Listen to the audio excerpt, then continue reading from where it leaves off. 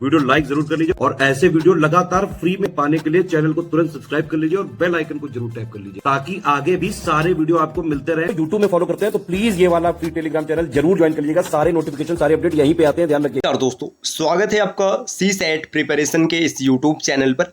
आज की इस वीडियो में हम लोग यूपी पीसीएस प्री 2025 के लिए CSAT के टॉप 5000 क्वेश्चन की सीरीज में एक और क्लास में आगे बढ़ेंगे, जिसमें प्रश्न संख्या 19 से आगे बढ़ेंगे। देखिए, जो 19 दिख रहा है सच में प्रश्न संख्या 119 है, क्योंकि एक सीरीज में 100 प्रश्न होते हैं और हम लोगों की दूसरी सीरीज चल रही है।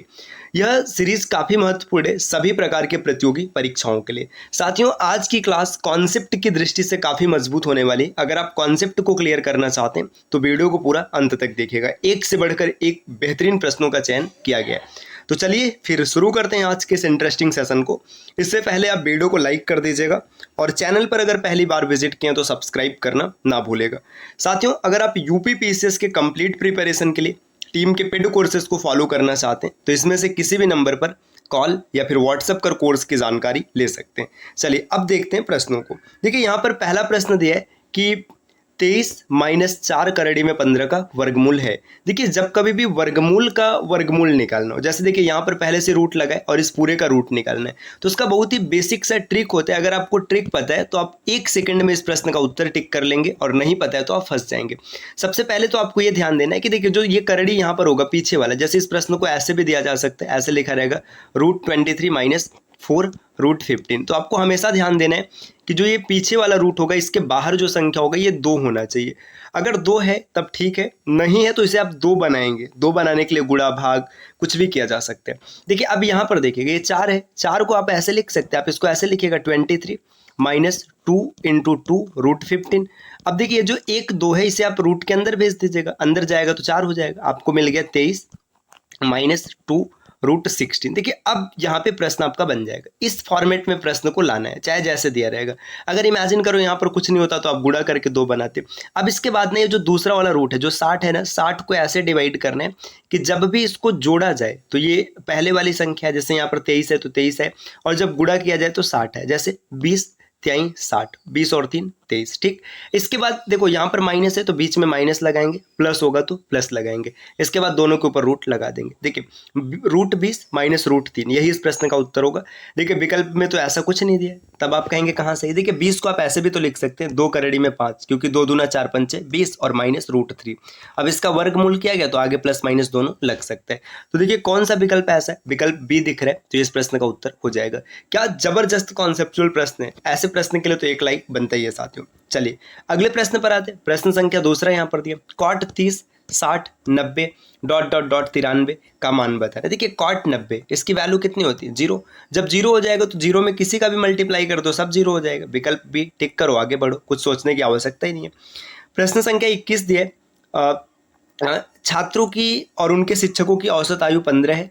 यदि शिक्षक की आयु को इस समूह में न शामिल किया जाए तो औसत आयु 2 मतलब कम हो जाता है। शिक्षक की आयु कितनी, भाई इसमें बताइए नहीं कितनी। इंग्लिश में देखते हैं, एवरेज एज ऑफ 21। अच्छा, यहाँ पे 21 है, ये शायद 21 के कारण यहाँ पे मिसिंग हो गया। देखिए, 21 लोग हैं, इसमें टीचर और स्टूडेंट दोनों। 21 जो है ना, इसमें टीचर भी और इसमें स्टूडेंट भी है। अब सामान्य सी बात है, टीचर 1 होगा और स्टूडेंट 20 हो जाएंगे।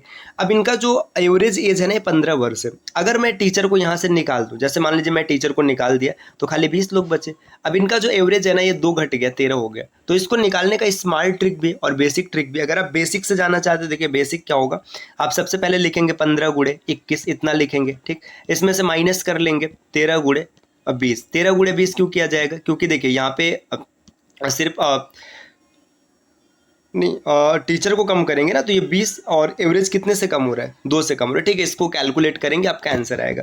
तो आप एक ये तरीका फॉलो कर सकते हैं। दूसरे इसका स्मार्ट ट्रिक पता है क्या, ऐसे समझिए। देखिए, 21 लोग हैं, एवरेज है 15। ठीक, टीचर को बाहर कर दिया गया, 2 से कम हो गया। तो देखिए, जब टीचर जाएगा तो 2 सबका लेकर जाएगा, तो ये 15 तो रहेगा ही रहेगा। साथ में 21 लोगों का इसने 2 कम कर दिया, 21 दूना 42, इसको जोड़ दीजिएगा 57 आ जाएगा, जो कि विकल्प डी में दिख रहा है। देखो ये क्या किया गया समझिएगा, इस बात को एक बार फिर से समझिए।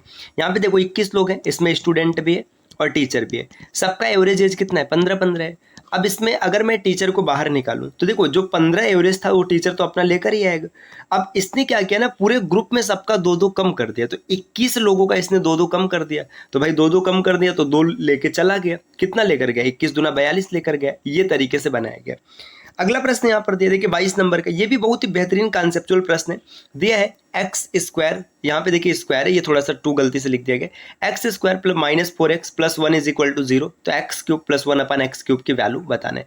आपने एक फार्मूला पढ़ा होगा, अगर कभी भी X plus 1 upon X is equal to N दिया होगा तो एक्स क्यूब प्लस माइनस यहाँ पर रहेगा -1 अपन एक्स क्यूब की जो वैल्यू निकल कर आती है, ये वैल्यू निकल कर आती है एन क्यूब माइनस 3n। अब आप कहेंगे कि इस फार्मूले का इससे क्या लेना देना है, तो भाई बहुत कुछ लेना देना है। देखिए क्या लेना देना है, अब हम लोग यहाँ पर देखते हैं। ये प्लस था, देखिए ये प्रश्न इस फॉर्मेट में नहीं दिख रहा है, तो इस फॉर्मेट में बनाने के लिए ना आप एक्स से भाग कर लीजिए। देखिए एक्स स्क्वायर -4x प्लस 1/0 दिया है, आप एक्स से भाग करो, यहाँ पर बटे एक्स और बटे एक्स। देखिए आपको मिल गया एक्स -4 और प्लस 1/x बराबर 0। 4 इधर माइनस इधर आएगा, प्लस हो जाएगा। x plus 1/x is equal to 4, ये मिल गया। x प्लस 1/x की वैल्यू मिल गया। n, अब देखिए x cube plus 1/x cube निकालना है, तो n क्यूब -3n कर दीजिएगा। n क्यूब मतलब 4 का क्यूब 64 और -4 3 12। जैसे आप घटाएंगे तो आपको 52 मिलेगा, विकल्प बी इसका उत्तर है। देखो क्या गजब गजब के प्रश्न है साथियों, ऐसे प्रश्न पर भी अगर आप लाइक नहीं कर रहे तब तो बेकार है। एकदम कॉन्सेप्ट आपका क्लियर हो जाएगा।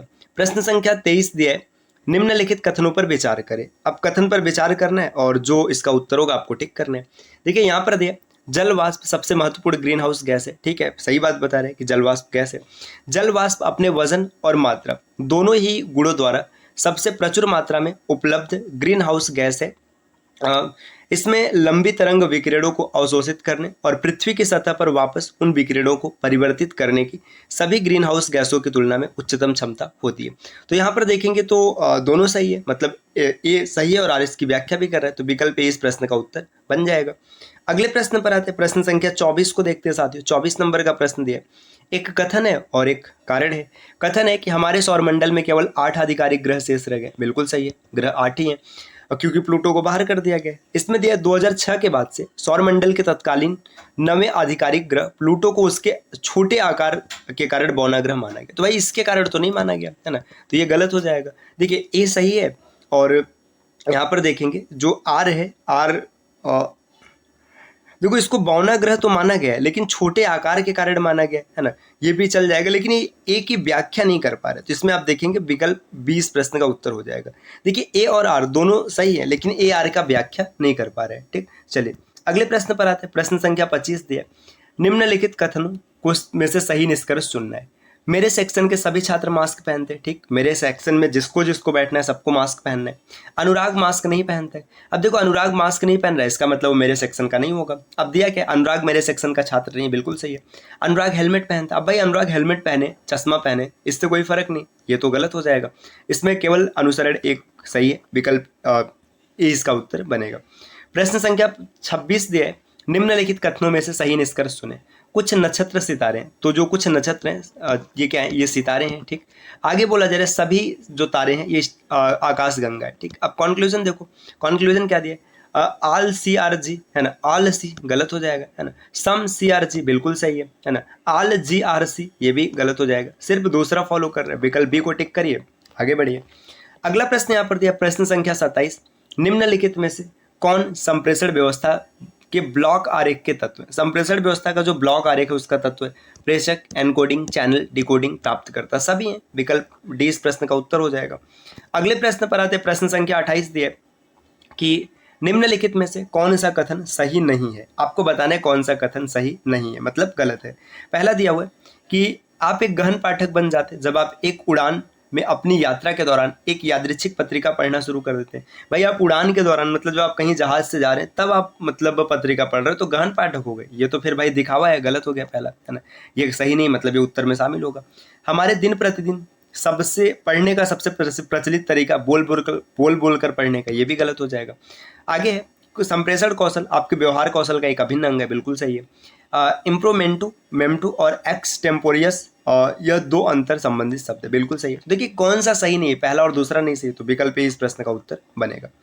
अगले क्वेश्चन पर आते हैं। क्वेश्चन नंबर 29 दिया है, 29 में आपको क्या बताना है कि निम्नलिखित पर विचार करें। आपको विचार करना है और बताना है कि कौन सा सही है। एक बीपीओ पेशेवर रूप से किसी भी व्यक्ति को हमेशा अपने ग्राहकों को कॉल करने के लिए धन्यवाद देना चाहिए। ठीक है, बिल्कुल सही भाई, ग्राहक कॉल करेगा आप थैंक यू करेंगे। यदि ग्राहक सहायता विभाग ग्राहकों की सराहना करने में विफल रहता है तो वे अपनी आवश्यकताएं कहीं और से पूरी कर सकते हैं। बिल्कुल सही भाई, अब ग्राहकों की सराहना मतलब ऐसे समझिए ना, उनको सपोर्ट नहीं कर पाते हैं तो अपनी सहायता को कहीं और से ढूंढ लेंगे, है ना। ये पहला सही है और दूसरा सही है, लेकिन ये पहला दूसरे की व्याख्या कर रहा है ये तो नहीं है ना। विकल्प 20 प्रश्न का उत्तर बनेगा। अगले क्वेश्चन पर आते हैं। क्वेश्चन नंबर 30 है यहाँ पर, संगठनात्मक संप्रेषण के बारे में निम्नलिखित में से कौन सा कथन सही है। जो ऑर्गेनाइजेशनल कम्युनिकेशन है इसमें कौन सा सही है। आमतौर पर किसी भी संगठन के कर्मचारियों को कार्यालय के बाहर अपनी कार्यस्थल की राजनीति पर चर्चा करने की सलाह नहीं दी जाती। बिल्कुल सही है ना। आमतौर पर किसी संगठन के कर्मचारियों को उनके कार्यालय मैनुअल का उल्लंघन नहीं करने की सलाह दी जाती है। ये भी कहा जाता है कि भाई जो नियम है उसका उल्लंघन नहीं करना है। संगठनात्मक संप्रेषण के तहत आमतौर पर पदानुक्रम के कुछ मानक नियमों का पालन किया जाता है। ये भी बिल्कुल सही है, तो तीनों सही है। विकल्प डी इस प्रश्न का उत्तर बनेगा। तो साथियों, आज की क्लास रही जिसमें हम लोगों ने कुछ प्रश्नों का डिस्कशन किया है। इस प्रकार के वीडियोज आपको लगातार मिलते रहेंगे, बस इसके लिए आपको चैनल को सब्सक्राइब करना है। अगर आप आरओ या फिर यूपीपीसीएस की कंप्लीट और सिलेक्शन वाली प्रिपरेशन करना चाहते हैं तो टीम के पेड कोर्सेज को फॉलो कर सकते हैं, जिसके लिए इनमें से किसी भी नंबर पर कॉल या व्हाट्सएप कर आप जानकारी ले सकते हैं। मिलते हैं आपसे नेक्स्ट वीडियो में, तब तक के लिए नमस्कार।